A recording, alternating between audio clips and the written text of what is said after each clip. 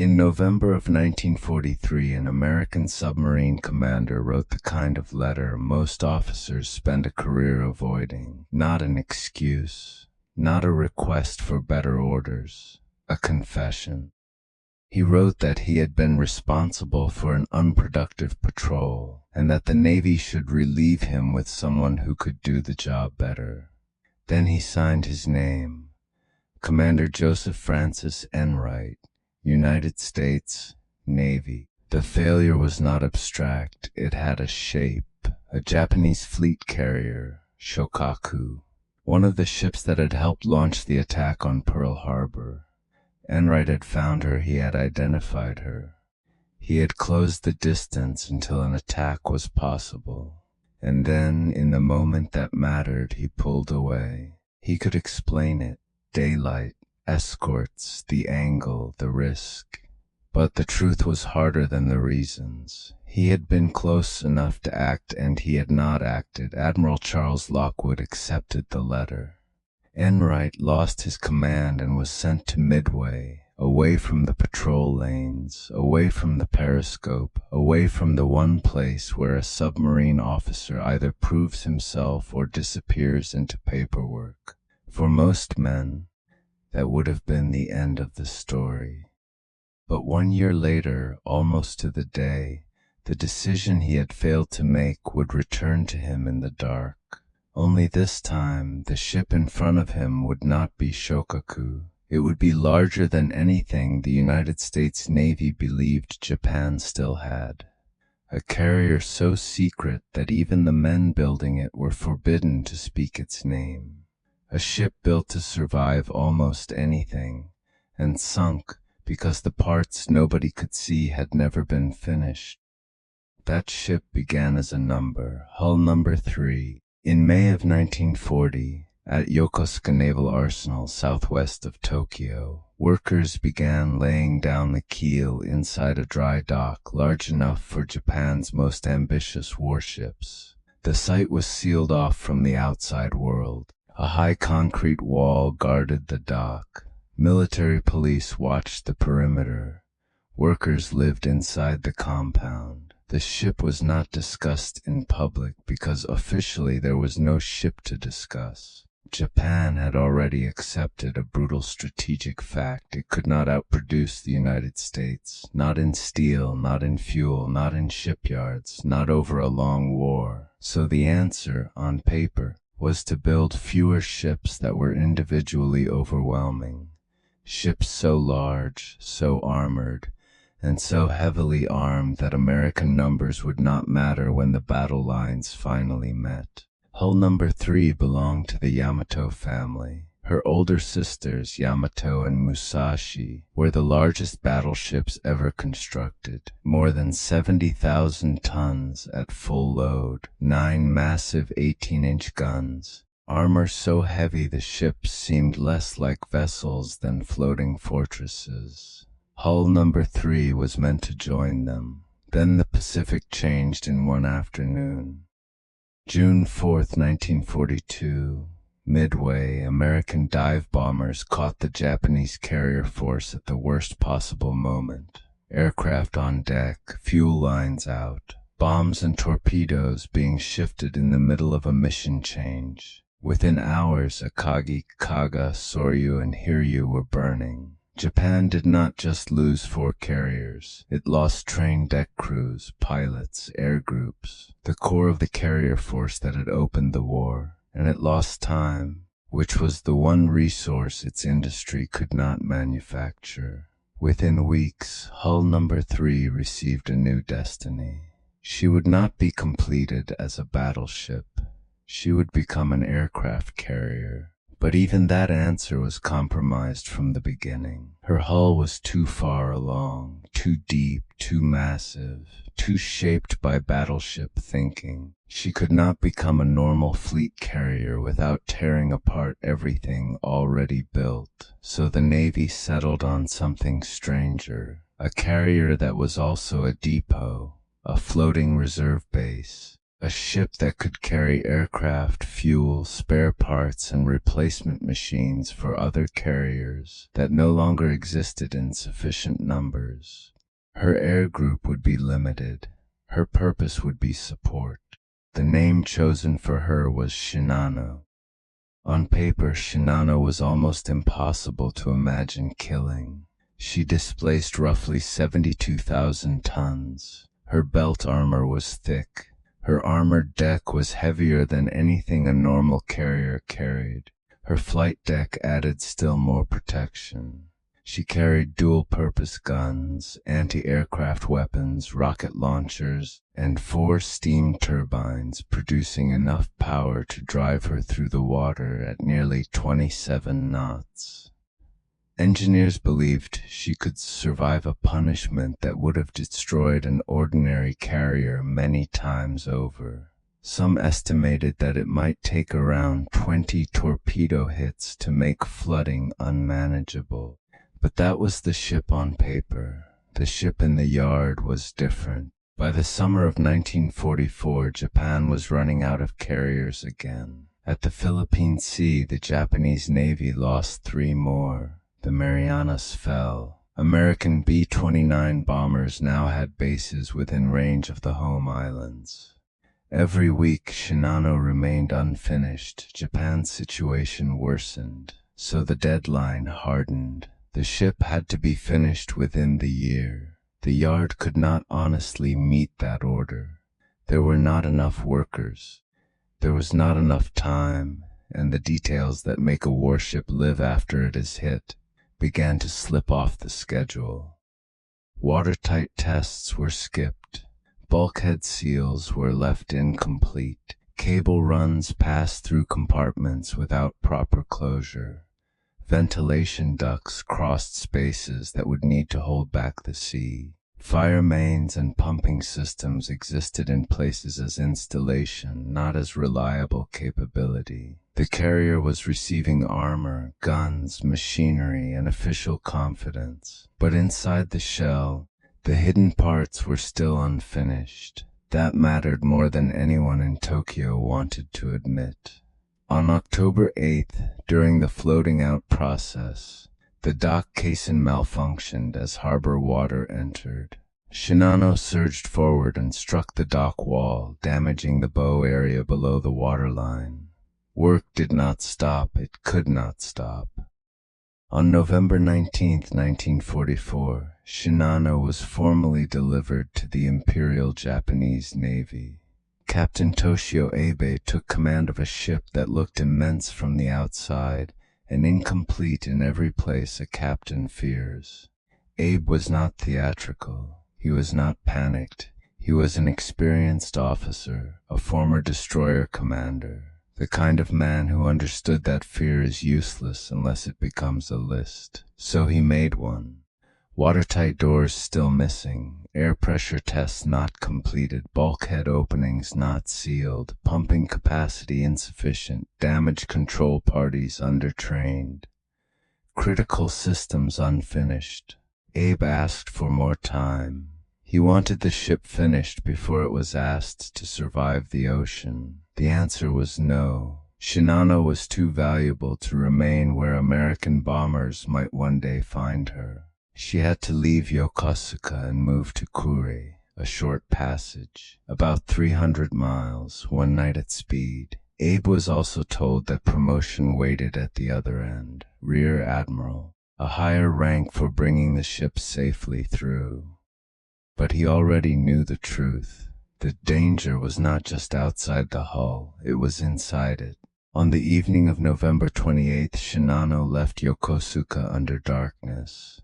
She was blacked out. No daylight air cover was available, so the world's largest carrier went to sea at night, unfinished, unworked up, and still carrying the smell of the shipyard. 3 destroyers escorted her. Isokaze, Yukikaze, Hamakaze, all were veteran ships. All had seen hard service, all were tired. They were not guarding a fleet. They were guarding a secret, trying to move 300 miles before morning. In Shinano's holds were weapons that revealed the state of the empire she served. Oka rocket-propelled suicide aircraft, Shinyo explosive motorboats, equipment for a war that had narrowed until the weapon and the man inside it had become almost the same thing. Abe knew American submarines were operating near the approaches to the home islands. He knew his route was not clean, but the order was to sail, so Shinano sailed. 20 miles away, another captain had just run out of mission. Commander Joseph Enright was no longer at a desk. The Navy had given him one more command, USS Archerfish, a Below-class submarine, 311 feet long, about 1,500 tons on the surface, 81 men inside a steel tube where privacy barely existed and every sound had weight. Archerfish was not on a grand hunting mission that night. Her assigned job was lifeguard duty. She was to wait off Japan for possible downed B-29 crews during American raids on Tokyo. Rescue, not glory. But earlier that day the raids were cancelled. No aircraft were coming. No pilots were in the water. Enright had a submarine, darkness, fuel, torpedoes, and no reason to sit still, so he turned north. At 8:48 p.m. Archerfish picked up a contact, 12 miles away. At first Enright thought it might be a tanker. Then the contact resolved into something larger, much larger. A carrier, fast, escorted by 3 destroyers. Enright had seen this kind of moment before. Close enough to identify, close enough to move, not yet close enough to fire. The old failure did not need to be named on the bridge. It was already there. The chase began. The problem was speed. On the surface, Archerfish could make about 20 knots. Shinano could make more. If the carrier held a steady course and used her full speed, she could simply leave the submarine behind before an attack position ever formed. Enright could not run her down. He had to get ahead of where she would be. That meant reading the future from a moving target in the dark. Captain Abe had his own problem. Shinano detected Archerfish. The enemy was not invisible. A submarine was out there on the surface, following, trying to work into position. Abe ordered evasive zigzags, standard anti-submarine practice. The formation would weave across its base course, changing bearing, complicating any torpedo solution, forcing the submarine to guess wrong. It was the correct professional response, and that is what makes what happened so cruel. Abe did not blunder because he was careless. He made his decisions like a competent officer. At one point, Isokaze spotted Archerfish and began to move out after her. Abe ordered the destroyer back. He believed the visible submarine might be bait. If one escort chased it away, the real danger could be other American submarines waiting beyond the dark. A wolf pack, a coordinated trap. He knew such tactics existed. He knew enough to fear them. But there was no wolf pack. There was no second submarine. No hidden ring tightening around Shinano. Only Archerfish, only Enright. Only one commander trying to reach the place a zigzagging carrier would have to cross if she kept going toward Kuri. Every turn Abe made to evade the imagined pack helped Enright solve the real ship. Shinano would wander left and right. But she had a base course. She had a destination. She had to come back. Enright and his officers worked the plot through the night. Bearings, speeds, angles, intercept points. The tactical problem looked cold on paper, but it was happening with dawn moving closer. A submarine on the surface is safest in darkness. When light comes, the advantage changes. The destroyers see more. The aircraft threat grows. The window closes. At 2:56 in the morning, Enright looked again. The carrier was turning toward him. Not away, toward him.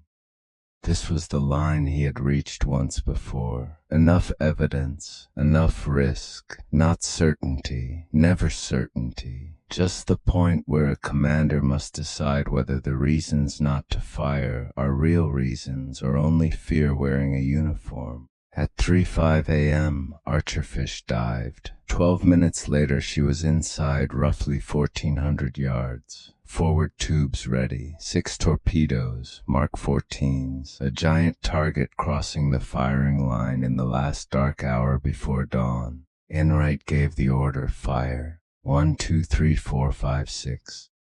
4 hit. The impact struck Shinano along the starboard side, spaced seconds apart. 1 tore into the fuel storage and refrigeration spaces. Another opened sections farther aft. A third hit near the boiler spaces, killing men before flooding even had time to become a report. The fourth struck near the air compressor and damage control areas. In the periscope, Enright saw fire flare near the stern. Then Archerfish went deep. The destroyers came for her. Depth charges shook the water. Inside the submarine, men gripped pipes, gauges, bunks, whatever their hands could find. They waited for the next explosion and the next. But after the attack, another sound moved through the hull. Not explosions, not machinery. A deep, distant, irregular tearing, metal complaining under pressure. A ship breaking somewhere above them.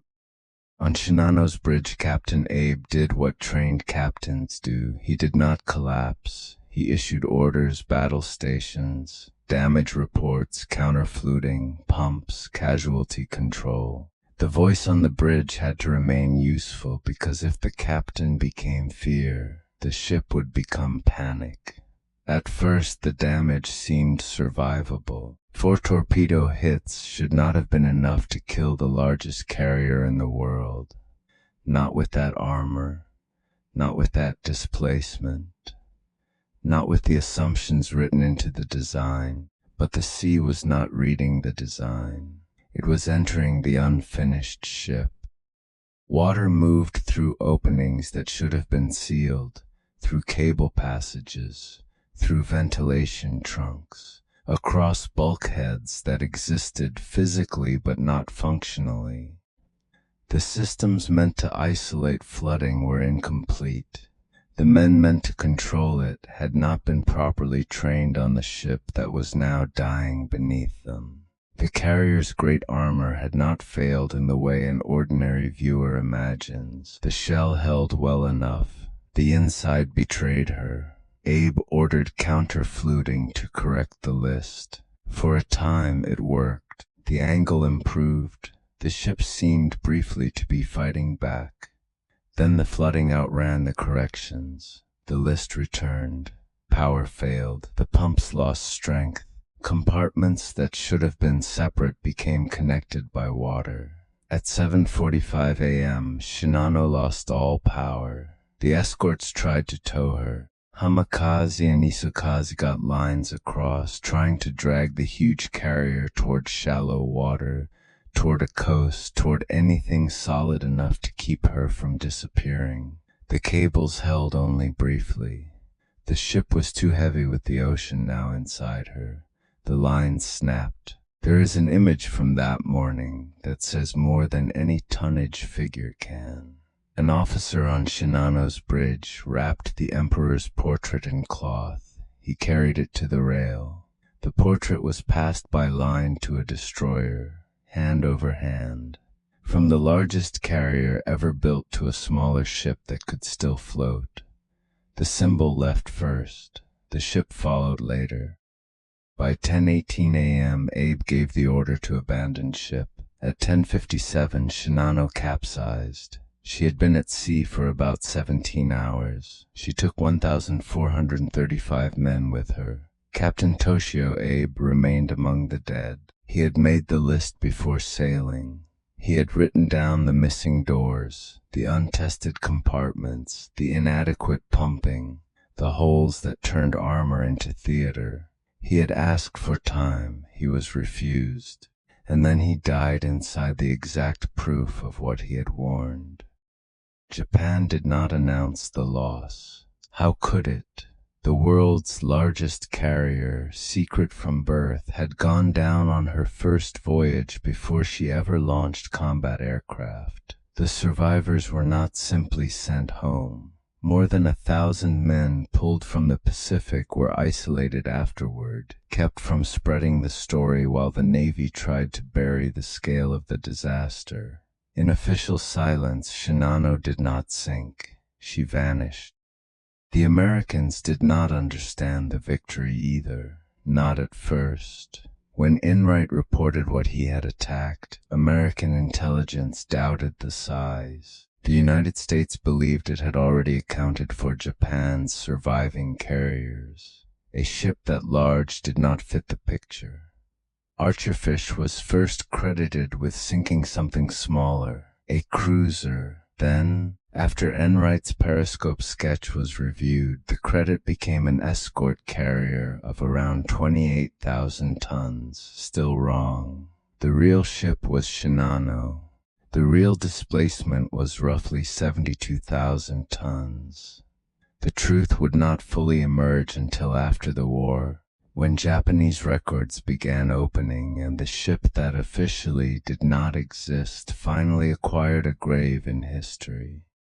For Enright, recognition came before the full story was known. He received the Navy Cross for extraordinary heroism. The citation described 6 hours of pursuit, a close-range attack, a carrier hit by torpedoes in dangerous waters. It did not describe the desk at Midway. It did not describe the letter. It did not describe Shokaku. It did not describe the old moment in daylight when he had been close enough and turned away. Records rarely carry that kind of weight. Men do. In September of 1945, American submarines entered Tokyo Bay for the surrender ceremonies. They moored near the same industrial world where Shinano had been built behind walls and police guards. The war ended in sight of the place that had produced Japan's most secret carrier, and then lost her before she could become what she was meant to be. Enright was there, a submarine officer again, not a man restored by speech, not by apology, by action. Archerfish, the boat with no confirmed kills before that patrol, had sunk the largest warship ever destroyed by a submarine.